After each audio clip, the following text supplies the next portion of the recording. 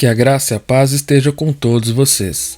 2 Pedro, capítulo 1, versículos 12 a 17. Que Deus te abençoe, seja mais uma vez muito bem-vindo ao canal. Leiamos. Pelo que não deixarei de exortar-vos sempre acerca destas coisas, ainda que bem as saibais e estejais confirmados na presente verdade. E tenho por justo, enquanto estiver neste tabernáculo, despertar-vos com admoestações, sabendo que brevemente hei de deixar este meu tabernáculo, como também nosso Senhor Jesus Cristo já mo tem revelado.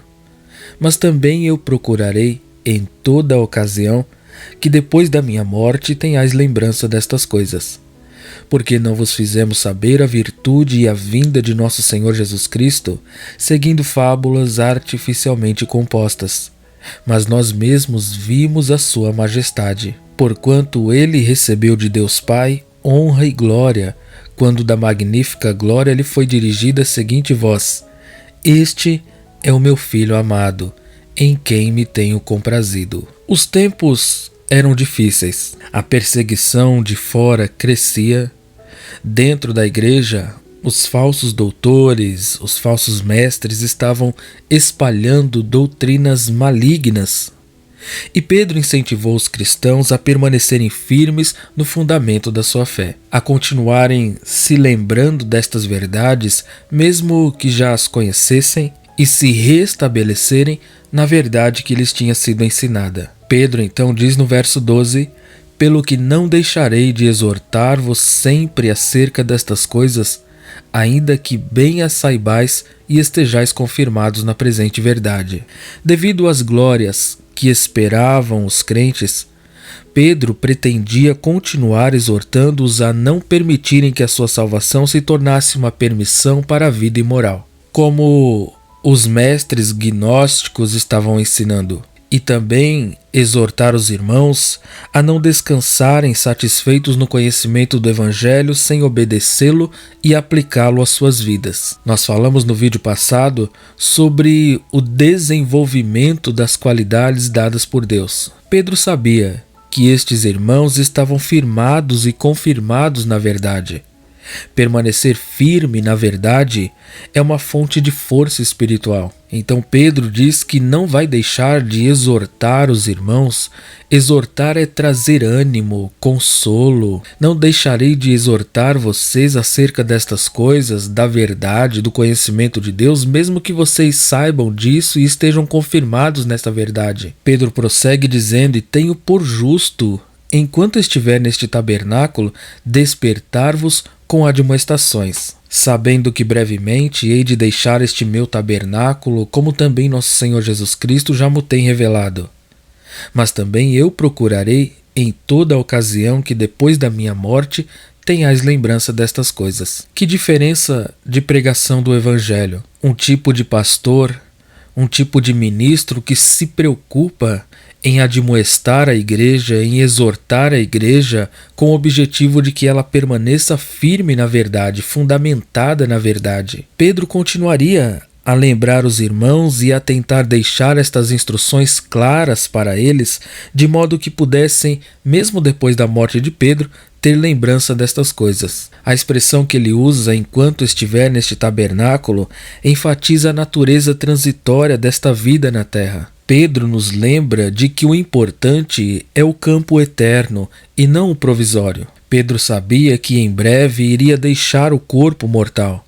Muitos anos antes disto, Jesus tinha preparado Pedro para o tipo de morte que ele iria enfrentar, embora a única referência que o apóstolo conhecia quanto à ocasião em que este evento aconteceria era que ele seria velho, conforme nós lemos em João capítulo 21, versículos 18 e 19, quando Jesus lhe diz: Quando fores mais velho. Na época da escrita desta carta, Pedro sabia que a sua morte estava próxima. Os estudiosos chegaram a discutir se Pedro tinha recebido algum tipo de revelação para saber que a sua morte estava se aproximando, ou se ele simplesmente pensou que iria morrer devido à intensa perseguição em Roma e pelo fato de ele ser uma figura proeminente na igreja cristã. De qualquer forma, Pedro foi martirizado pela sua fé em aproximadamente 68 d.C. De acordo com algumas tradições, ele foi crucificado de cabeça para baixo porque não se sentia digno de morrer como seu Senhor. Versículo 16: Porque não vos fizemos saber a virtude e a vinda de nosso Senhor Jesus Cristo,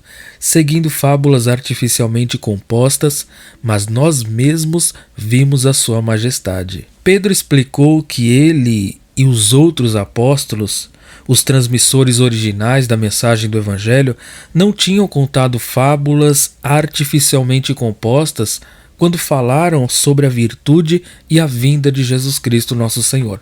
É muito provável que Pedro estivesse defendendo o Evangelho contra as acusações dos falsos doutores de que a encarnação, a ressurreição e a segunda vinda de Jesus Cristo eram simplesmente fábulas ou mitos. Mas Pedro tinha visto a majestade do Senhor com os seus próprios olhos. Certamente ele estava se referindo à transfiguração, em que a identidade divina de Jesus tinha sido revelada a Pedro e aos outros 2 discípulos, Tiago e João. Na transfiguração, estes 3 discípulos tiveram uma antecipação de como Cristo seria na glória e de como seria a eternidade com ele.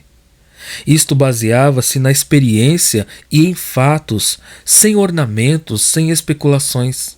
Os crentes, por sua vez, precisavam sempre se lembrar de que a verdade que eles receberam era realmente verdade, transmitida por aqueles que tinham vivido com Jesus, andado com Jesus e aprendido com ele. Pedro enfatizou a sua autoridade como uma testemunha ocular, como também a autoridade das Escrituras que são inspiradas por Deus, para abrir o caminho para suas palavras duras contra os falsos doutores. Se estes homens maus estavam contradizendo os apóstolos e as Escrituras, a sua mensagem não podia ser de Deus. A afirmação de Pedro de que eles não estavam contando fábulas artificialmente compostas nega a acusação de alguns estudiosos liberais de que os evangelhos são meros mitos. Pedro e os apóstolos arriscaram a própria vida pela verdade destas narrativas. Então Pedro diz: nós mesmos vimos a sua glória, porquanto ele recebeu de Deus Pai honra e glória, quando da magnífica glória lhe foi dirigida a seguinte voz: Este é o meu Filho amado, em quem me tenho comprazido. Pedro escreveu o que somente uma testemunha ocular deste evento poderia ter escrito. Na transfiguração, Jesus recebeu de Deus Pai honra e glória. A transfiguração foi um breve vislumbre da verdadeira glória de Deus. Foi a afirmação de Deus de tudo que Jesus tinha feito e ainda irá fazer. A transfiguração assegurou aos discípulos que o seu compromisso estava bem colocado e que a sua eternidade estava garantida. Jesus era verdadeiramente o Messias, o divino Filho de Deus. Na terra, Jesus vivia como um homem, um pobre carpinteiro de Nazaré que se transformou em um pregador itinerante. Mas na transfiguração, a verdadeira identidade de Jesus foi revelada, com o brilho glorioso que ele tinha antes de vir à terra, e que ele terá quando retornar em glória para estabelecer o seu reino. Durante a transfiguração, uma nuvem apareceu e envolveu o grupo na montanha: Jesus, Elias, Moisés, Pedro, Tiago e João. Desta magnífica glória foi dirigida uma voz que destacou Jesus de Moisés e Elias como sendo o tão esperado Messias, que possuía a autoridade divina. Da mesma maneira que tinha feito no batismo de Jesus, Deus o Pai expressou a sua aprovação ao seu Filho de forma verbal. A voz falou aos 3 discípulos dizendo: Este é o meu Filho amado, em quem tenho me comprazido. Pedro estava fundamentando a fé dos irmãos nesta verdade quando os exortava e os admoestava diante das falsas doutrinas que estavam sendo propagadas naquela época de que Jesus é o Filho de Deus e que ele foi testemunha ocular da sua glória, da sua divindade. Este é o maior fundamento da nossa fé: estar firmado na verdade de quem Jesus é, da sua virtude e da sua vinda. E nesta verdade devemos permanecer, esperançosos, confiantes, jubilosos. O Evangelho não é uma fábula. O Evangelho não é um mito, ele é a verdade de Deus para nós. E nós devemos nos firmar nesta verdade, prestar atenção às Escrituras, nos firmar nela, nos tornar inabaláveis na nossa fé em relação às verdades das Escrituras. Tudo diz respeito a Cristo, e é em Cristo que nós estamos firmados e devemos ficar até o fim. Continuaremos nosso estudo, sem mais, fico por aqui. Um forte abraço, que Deus lhes abençoe.